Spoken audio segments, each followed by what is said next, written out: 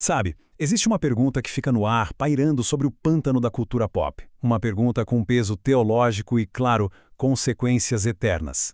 Diante daqueles portões do além, com aquela inscrição "Deixai toda a esperança", o destino de uma alma é selado para sempre. E para a gente conseguir responder essa pergunta sobre o nosso ogro favorito, a gente vai precisar de um mapa, ou um mapa do submundo.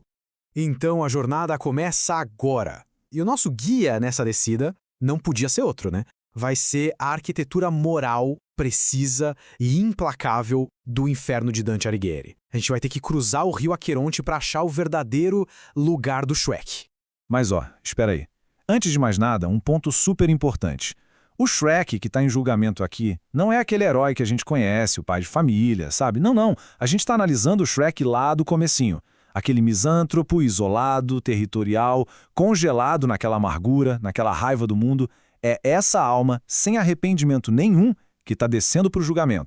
E é bom lembrar, o inferno de Dante não é só um buraco com fogo, uma coisa aleatória. Pelo contrário, é tipo um mapa detalhado da alma, uma geografia moral super precisa. Então, para achar o lugar do Shrek, a gente vai ter que navegar por esse mapa bem complexo. A estrutura aqui é tudo. Pensa assim, o inferno tem vários círculos, um dentro do outro. E quanto mais fundo a gente desce, mais grave é o pecado. A nossa missão, então, é achar o círculo exato, aquele que bate certinho com a principal falha da alma do Shrek. Para facilitar um pouco a nossa busca, dá para a gente usar as 3 grandes categorias de pecado de Dante. Olha só, fraude, que é usar a inteligência para enganar, isso tem pouca relevância. Por quê? Porque o Shrek é brutalmente honesto, ele não é de manipular ninguém. Então isso já ajuda a gente a focar a investigação no que sobra: incontinência e violência, que são justamente os pecados dos círculos mais de cima do inferno. Então, qual seria a primeira parada óbvia? Bom, talvez o limbo, né? Afinal, o Shrek vive num mundo de conto de fadas, a gente pode presumir que ele não foi batizado. Será que ele se encaixaria como um pagão virtuoso? Mas a resposta aqui é um sonoro não. É bem rápido. O limbo, gente, é para os virtuosos, para quem viveu com honra. E o nosso Shrek, naquele estado inicial dele, ele rejeita isso ativamente. A misantropia dele, os pecados dele, tudo isso puxa ele para um lugar bem mais fundo. Ok, limbo não é. Então, que tal a gula? Pô, um ogro comendo o olho em geleia, rato assado, parece um caso clássico para o terceiro círculo, né? Com certeza os hábitos alimentares dele o condenam, certo? Calma, não é tão simples assim.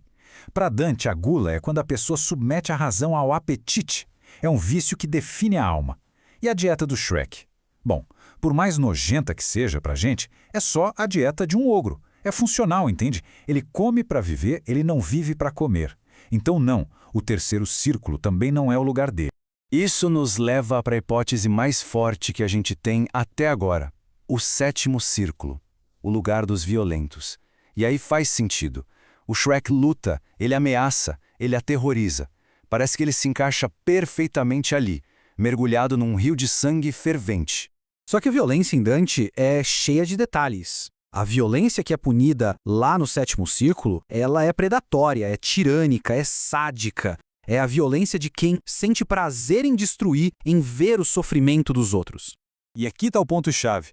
A violência do Shrek é diferente. Ela é quase sempre uma reação, sabe? É uma ferramenta que ele usa para defender o território dele, a solidão dele. Ele raramente quer causar dor só por causar. O que ele busca é o isolamento. Falta nele aquela malícia necessária para o sétimo círculo. Então, a busca tem que continuar. E aí, por eliminação, a gente finalmente chega no destino dele, o quinto círculo. Imagina um pântano, fedorento, lamacento, banhado pelo rio Estige, um lugar que, de um jeito bem sinistro, parece familiar. E esse círculo aqui é interessante.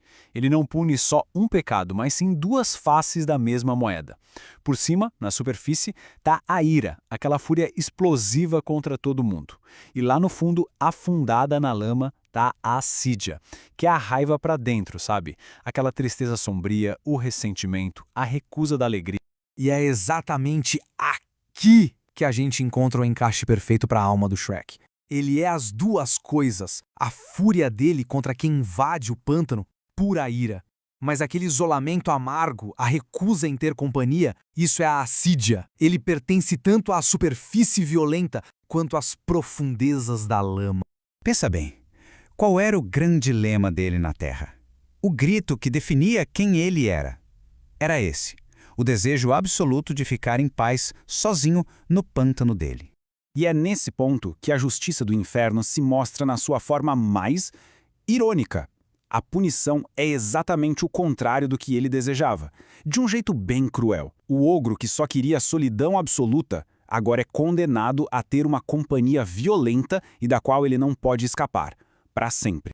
O jeito que o tormento dele funciona é pura ironia. Em vida, o rugido dele servia para afastar as pessoas, para criar espaço. Lá no inferno, o rugido faz exatamente o contrário. Vira um imã de agressão. Atrai todas as outras almas cheias de raiva direto para cima dele para atacá-lo, forçando-o a viver naquela interação social violenta e constante que ele sempre detestou.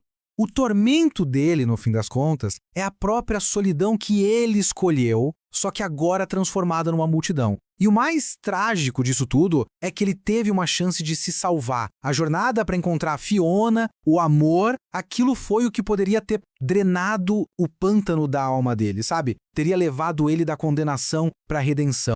Até mesmo a amizade insistente do burro foi como um instrumento da graça, tentando evitar que o Shrek se fechasse para sempre nesse estado de amargura. Mas, nesse cenário que a gente está imaginando, ele não aceitou. E por isso, o pântano, que era o refúgio dele na Terra, vira a sua câmara de tortura eterna. O destino dele é bem sombrio, não tem como negar, mas se serve de consolo, existe um pequeno alívio.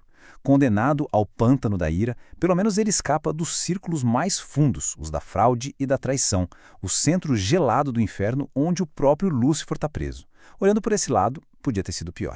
No fundo, o pecado do Shrek foi rejeitar o mundo com medo de que o mundo o rejeitasse primeiro. Isso leva a gente a uma última pergunta. Uma pergunta que, na verdade, não é sobre o Shrek, é sobre nós. Quantos de nós não construímos o nosso próprio pântano para se esconder do mundo?